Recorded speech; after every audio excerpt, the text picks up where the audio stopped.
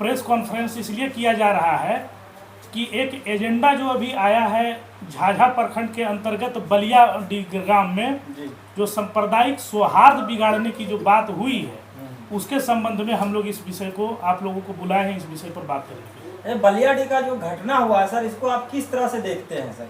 क्या लगता है उस घटना को देखकर?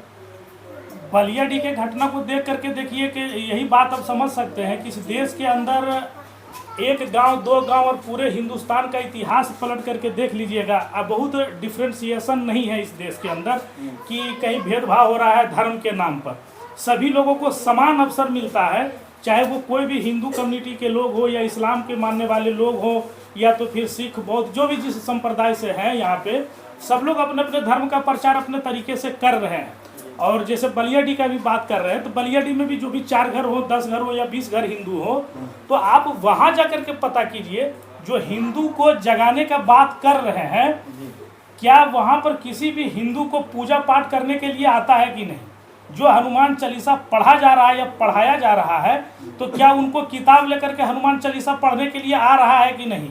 दूसरी बात है, या जय श्री राम का नारा उनको खुद लगाने के लिए आ रहा है कि नहीं? या वो अपने घरों में या उनके पूर्वज जिस भी धर्म को मानते होंगे, अगर हिंदू विचारधारा से वो है तो वो खुद पूजा पाठ कर रहे हैं कि नहीं? जब वो धार्मिक रूप से खुद सक्षम है और खुद उस चीज़ों को आगे बढ़ा रहे या कर रहे हैं या मान्यता जो भी है उनका, तो फिर किस टाइप का ये जागृति करने के लिए वहाँ गए थे? हिंदू जगाने की बात कहा जा रहा है कि हिंदू को जगाने की बात करते हैं। जैसे देखिए, हिंदू जगाने की बात करते हैं तो उस हिंदू के जागने से क्या बेनिफिट हो रहा है, इस बात को जानने का प्रयास कीजिए।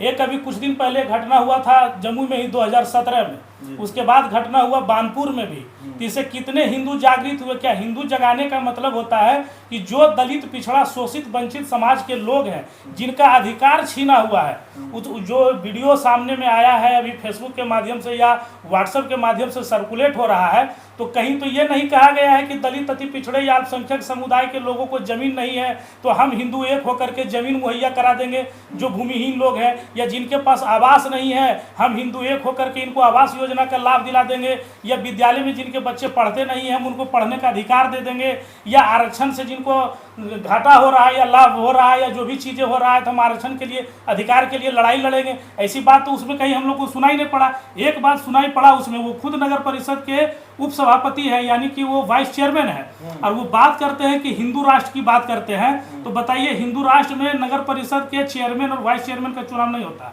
हिंदू राष्ट्र में केवल हिंदुत्व होता है और ब्राह्मणवादी जो व्यवस्था है मनुस्मृति का, उसमें केवल एक जाति सर्वोपरि रहेगा जो नीति तय करेगा, और हम लोग सभी उसके खेवनहार रहेंगे, हम लोग उसके सब सेवक रहेंगे। तो वो खुद रह करके इस बात को कर रहे हैं, जबकि उसमें तो ऐसा कोई बात था नहीं। शिक्षा, स्वास्थ्य सेवा या कृषि से संबंधित किसी भी चीज़ों के बारे में तो वो बता नहीं रहे थे।